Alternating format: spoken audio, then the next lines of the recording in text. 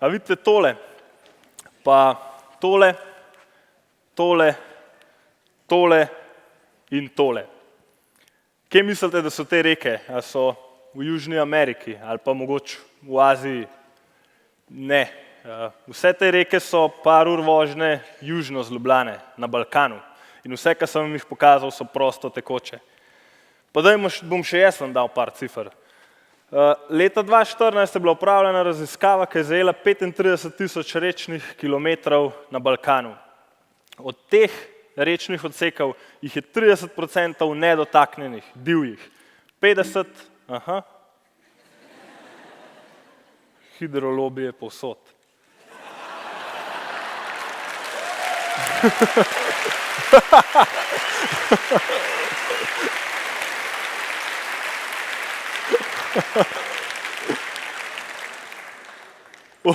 Od teh jih je 50, hvala HSE, za zelo dobro ohranjenih, v dobrem ekološkem stanju. Tistih 20%, ki jih tukaj napiše, je pa za jezovje ali pa v kanalih. Če damo to na mapo, izgleda to takole. Modre so divje reke, zeleno zelo dobro ohranjene, rumeno skoraj uničene, rdeče čao. Precej je modrega pa zelenega, ne? Zato temu rečemo modro srce Evrope. Pa dajmo še malo širši kontekst. Na evropskih ali pa v evropskih rekah je več kot 1 milijon pregrad. Od tega jih je več kot 5.000 visokih jezov. To pomeni od 15 metrov do 250 metrov visokih zidov. In večina teh je bila zgrajena samo v teh letih. Naši dedki so bili zelo pridni gradbinci. Za občutek, Slovenija ima 21 velikih hidroelektrarn in več kot 500 malih hidroelektrarn. Teh 500 malih da manj kot 1% štroma, uniči pa več kot 400 rek in potokov. Če damo isti filter, ki smo ga prej dali na Balkan, na Nemčijo, to izgleda takole. Ni plave, a ne? Nemci ne vejo točno, kaj je živa reka. Zdaj pa mogoče čas, da se jaz predstavim. Moje ime je Rok in imam res rad reke in zdravo pamet. In to ni tako, a ne, da prebereš v Cajtangu ali pa da je to neka moderna hipster scena. S tem zraseš gor. In jaz se še danes zelo dobro spomnim, kako je bilo, ko me je foter prvič s sabo vzel na ribolov za Savo, za našo Savo.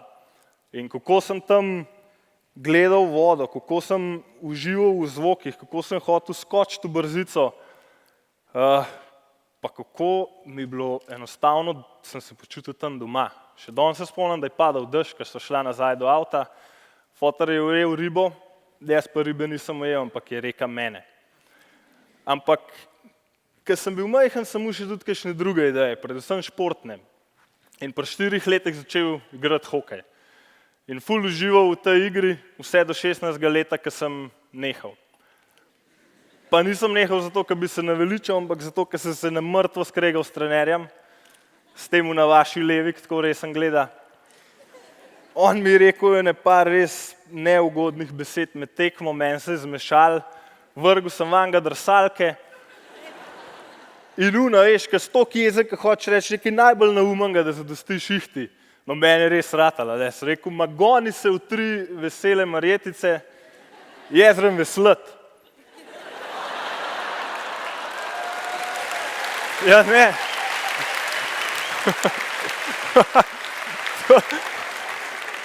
To ni bil ta dober veslanje in sem se hit po glav praskal, kvas, rekel, butelj.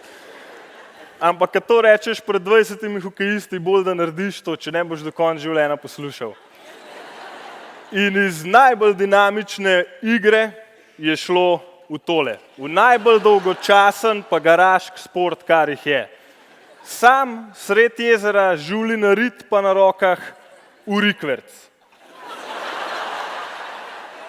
Ampak je pa to šport, ki ima rad trmo.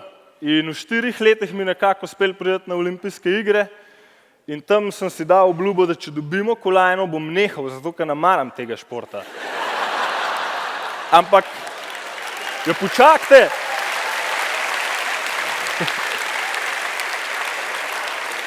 Jaz moram kle cajt loviti, nehajte ploskati. In In mi ni ratala, ne, bili smo 4. In sem šel nazaj dam in sem še en let ga teral v rikverc in na srečo dobil kolajno naslednje let na svetovnem prvenstvu. Ne. In to sliko vam nakaže zato, da pokazal, kako je bilo, ko sem bil fit, ampak poglejte si mojega sponzorja na nog. Holding Slovenske elektrarne. No, ampak nisem držal svoje obljube. Pri 20 letih ti dosti hitro sperejo meni so ga sponzorji, pa ne toliko sponzorji, bolj žuri, bejbe, ta scena. In nisem nehal, ampak pol se je zgodilo nekaj res dobrega. Huda poškodba hrbta. Jaz sem bil 3 mesece ven s čolna, negiben, doma ležal v bolečinah in ker ne moreš delati nič drugega, začneš razmišljati. In sem prišel do tega, da sem vložil v svoje življenje v nekaj, v kar sploh ne verjamem, v nekaj, ki je dokaj votlo ali pa plehko.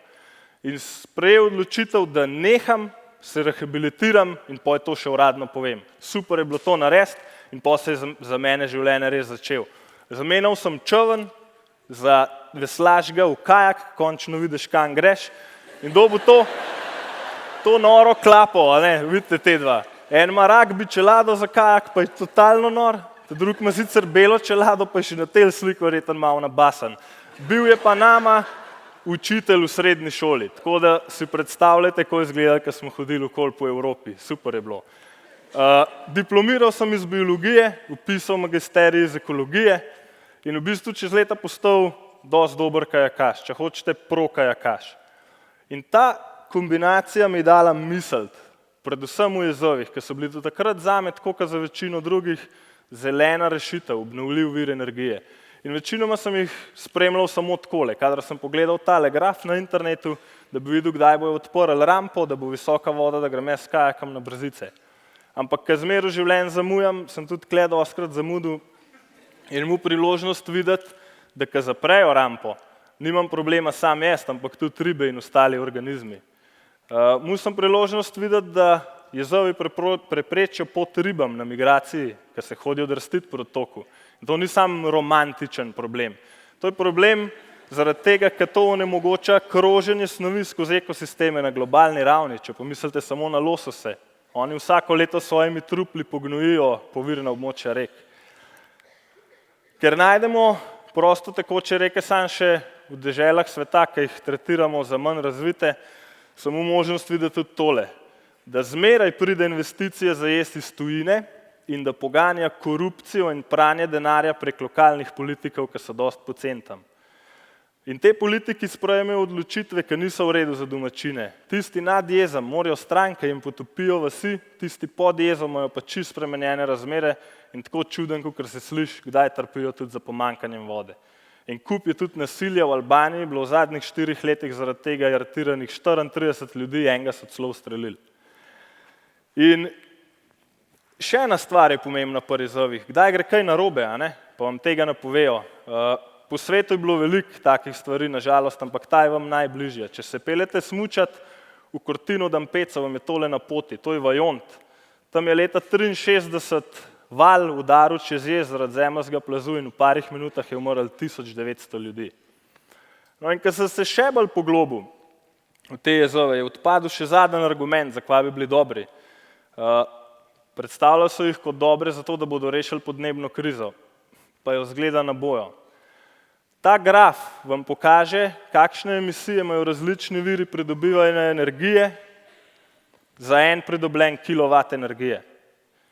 In če gledate skrajno desno, vidite, da so jezovi v skrajnih severnih legah, mogoče okej, zemeljski plin že ni najboljši, premog, ki ga imamo za najbolj umazan vir, ima pol manj emisij kot jezovi v tropih, kar je noro.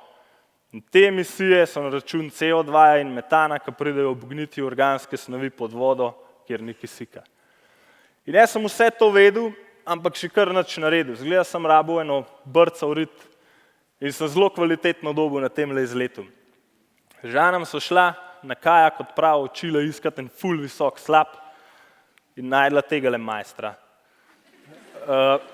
Po 3 dneh tam sem ga jaz srečal na ulici v enem kraju tam, dosti južno, ki je izgledal, da fehta za denar in sem ga pač pelal na pir in zvedel, da mu ime Ben, da je Avstralec, da je prišel v Južno Ameriko za 2 meseca, ostal pa že več kot 2 leti.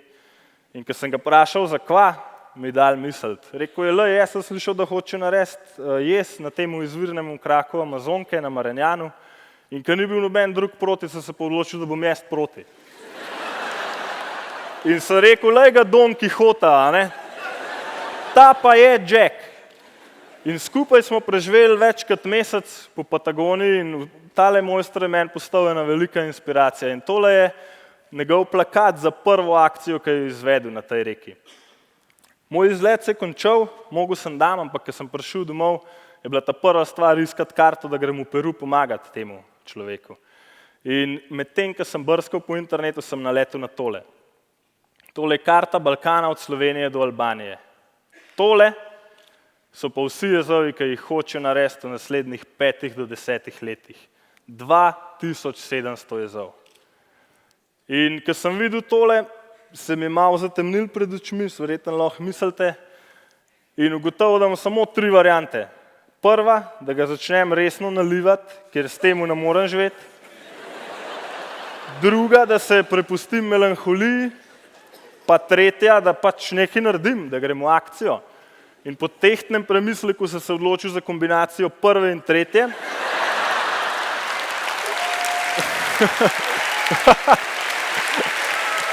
Veš to?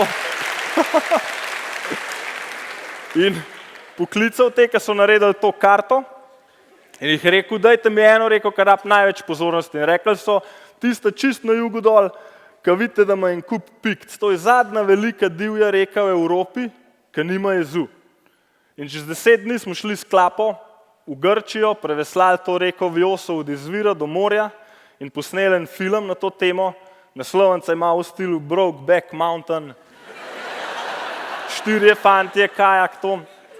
Ampak zgodil se je nekaj res posebenega. Folk se je aktiviral, folk je bil proti tem jezovom tam, ker jih noben ne rab. In to nas je spravilo na to konferenco o rekah v Beograd.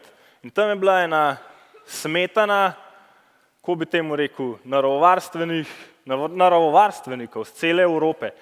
In tam sem imel priložnost 2 dni poslušati en kup jamranja pa kompliciranja, koliko je ta problem velik, pa da rabijo 1 milijon evrov, da bodo to rešili in kje jih bojo dobili. In mi odnesli pokrov in sem rekel, dajte mi 10 minut, da vam jaz povem nekaj. In so mi jih res dali, ker sem mislil, da me jih ne bojo. In nisem hotel biti pametnjakovič brez vsega in sem krasno zablefiral. Naredil sem screenshot Google Mapsov in v slikarju narisal to rdečo črto, ful na brzino in jim rekel, lejte, naslednje leto bomo midva s kolegom šla tja dol, vse bova preveslala, pokazala bova svetu in to bo noro, kdo je za? So rekli, daj pa je dol hipi, klevamo resne teme. Ampak na srečo, na veliko srečo in na žuru, ki je sledil, prišlo do mene veliko ljudi, ki pa živijo v teh krajih in so rekli, Rok, če pa prideš k nam, boš pa pri nam spal svojo klavo, za pit bomo dali, pa še za jesti, pa fajn se bomo imeli. In ko na Balkanu daš obljubo, pa čez kaj cukneš, je bolj, da jo držiš. In v tem momentu, samo v tem momentu vam bom pametval danes. Vsi ste slišali že za prvi korak. Jaz v njega ne verjamem. Mora biti skok, zato ker pri koraku se lahko obrneš. Ko skočeš, je konc, ne, zato moram stopiti nazaj na travo, pa ne bi smel. Zato vam bom samo pokazal, ko sem letos pomlad premagal višino, ker me je ful strah višine.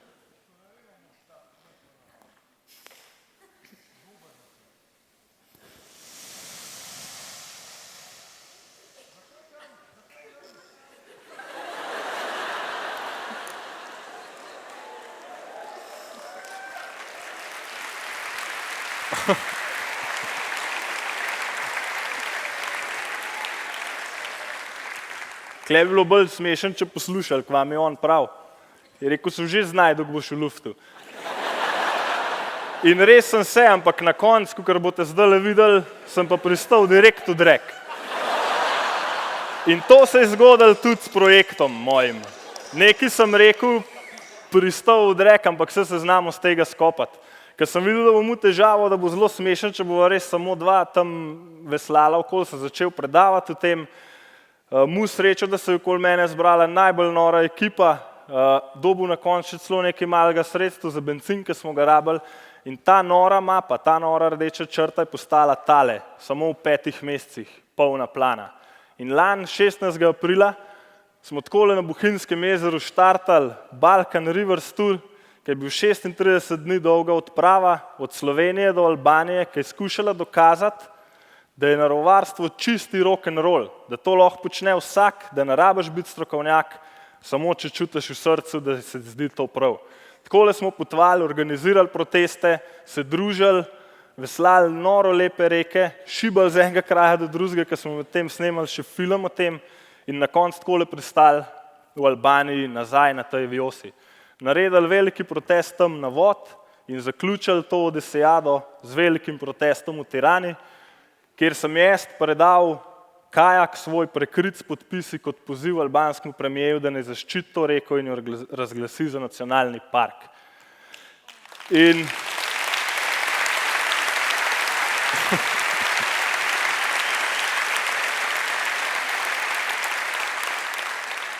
ta tur je noro odmeval po Evropi pa po svetu, še najmanj v Sloveniji, kar me mogoče ne čudi. Ampak je postal z več kot 2000 udeleženci, ki so prihajali z 18 držav, preveslali smo več kot 23 rek, je postal največja akcija za ohranjanje rek v zgodovini Evrope. Kar je pa najbolj važen, z vsemi ostalimi pomagal ustaviti 6 jezov, kar pomeni, da jih moramo še 2694, ampak začetki so zmer težki. In to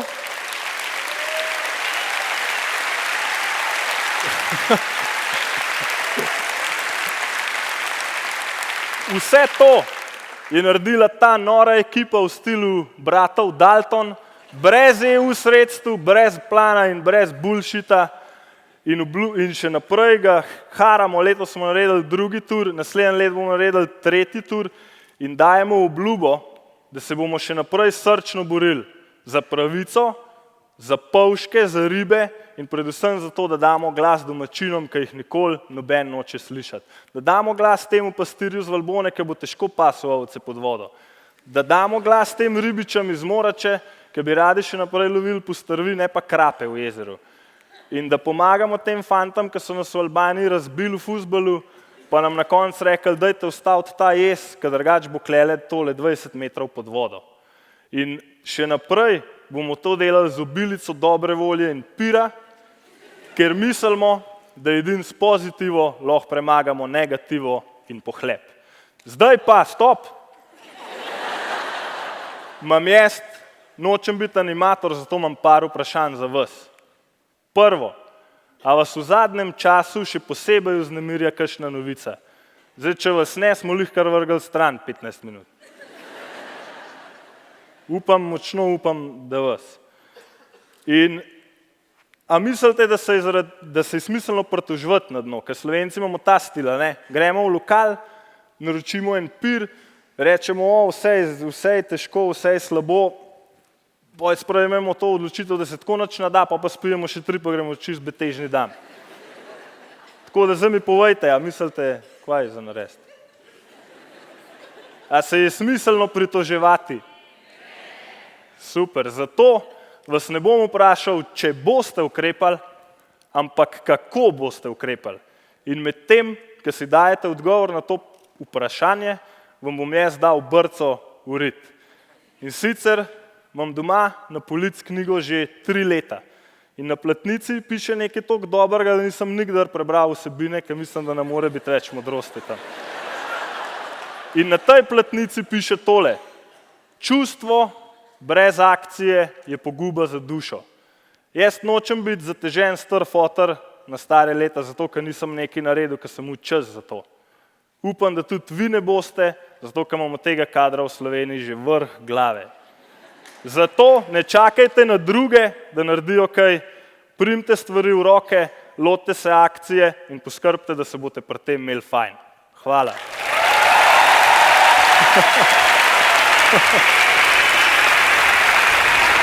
Hvala.